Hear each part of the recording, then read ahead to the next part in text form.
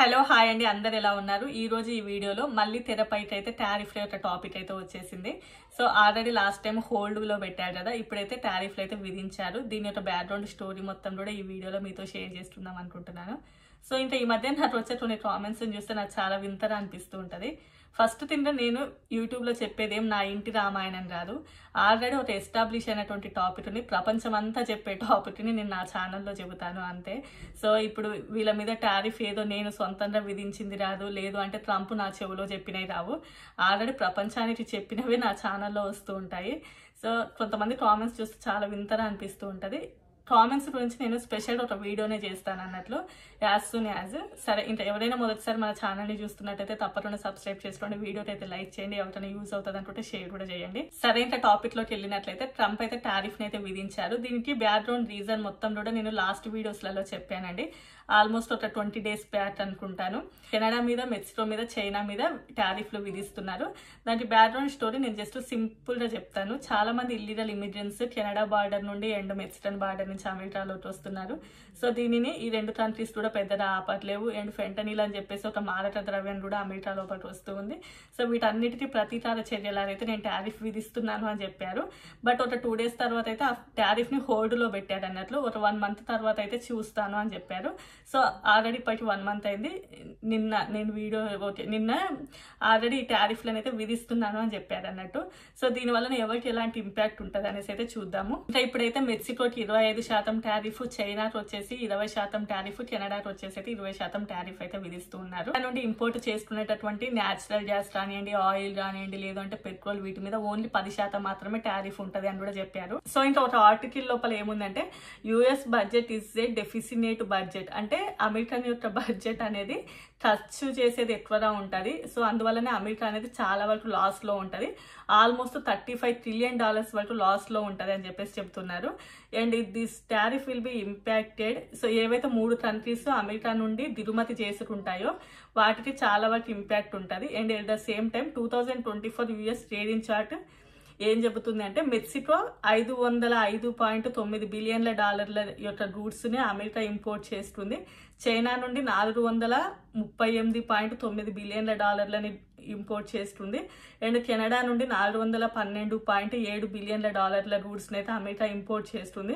And at the same time India also top 10th place లోపల $87.4 బిలియన్ల goods అయితే America import చేసుకుంటుంది అన్నట్లు.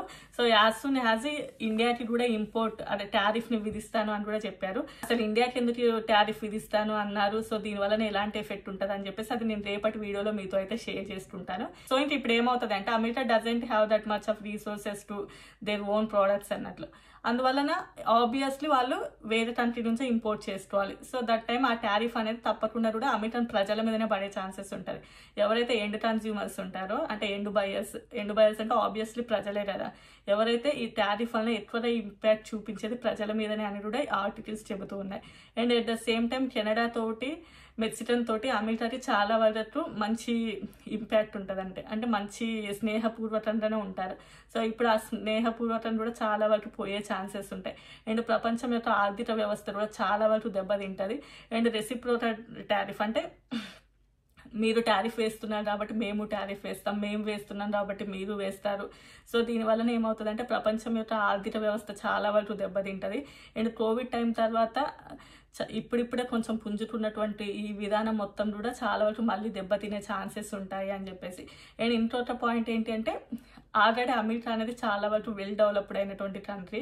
ఇప్పుడు ఆల్రెడీ వెల్ డెవలప్ అయినటువంటి కంట్రీ వేరే ఇప్పుడిప్పుడే డెవలప్ అవుతున్న కంట్రీస్ మీద మీరు ఇంత టారిఫ్ వేస్తున్నారు కాబట్టి మేము ఇంత వేస్తాం అనడం చాలా వరకు కరెక్ట్ కాదు అని కూడా ఆ ఆర్టికల్స్ చెబుతూ ఉన్నాయి అన్నట్టు. సో ఇంకా 2022 ఆ టైం లోపల చాలా వరకు కూడా చైనా నుండి ప్రోడక్ట్స్ ని అమెరికా తీసుకొచ్చుకునేది.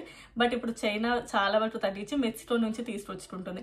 సో మెక్సికో మీద 25% వరకు టారిఫ్ విధించడం వలన, ఈవెన్ అంటే మెక్సికో వీళ్ళకి విధిస్తాను అనడం, ఓకే అమెరికా విధిస్తుంది కాబట్టి మేము కూడా విధిస్తాను అనడం వలన మెక్సికోలో ఉన్నటువంటి ప్రజలకి, లేదు అంటే అమెరికాలో ఉన్నటువంటి ప్రజలకి చాలా వరకు ఇబ్బందులు ఉంటాయి. సో యాజ్ యూజువల్ గా వేటి పెరుగుతాయని చెబుతున్నారు అంటే, so this impact will be cars, car parts, car యొక్క spare parts, computer accessories, oil, electricity and imported vegetables, fruits, meat and Americans తినే hamburgers, pork and at the same time shrimp, అంటే ఇలాంటివి చాలా వాటి మీద కూడా ఇప్పటి నుంచి ధరలు పెరగబోతున్నాయి.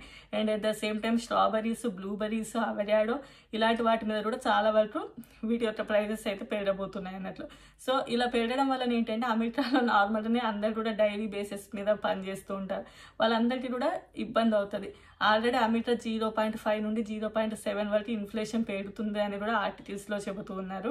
ఆ ఆర్టికల్ లోపల at the same time fruits and vegetables cost will be increased 14%, and who has a demanded fruits and vegetables 35% వరకు పెరగబోతున్నాయి అని చెప్పేసి. అండ్ దీనిని టార్గెట్ యొక్క CEO చెప్పారు. అంటే ఆల్రెడీ ఏవైతే డిమాండ్ లోపల ఉంటాయో వాటి యొక్క ధరలు అయితే 35% వరకు పెరగబోతున్నాయి అని చెప్పేసి.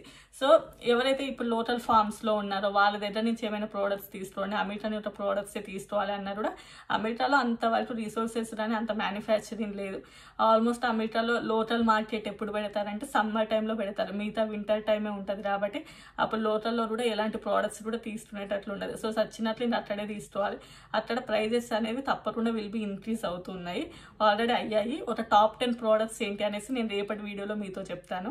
And at the same time Canada నుంచి ఆయిల్ కానివ్వండి, పెట్రోలియం ఇవన్నీ కూడా వస్తూ ఉంటాయి కదా, అవన్నీ ఇప్పటి నుంచి మిడ్ వెస్ట్ స్టేట్స్ మొత్తం కూడా ఎక్కువ ప్రైజెస్ ఉండబోతున్నాయి వీటికి, ఎందుకంటే క్రూడ్ ఆయిల్ని అక్కడ ఫిల్ చేసుకుంటారు కాబట్టి అని కూడా చెబుతూ ఉన్నారు.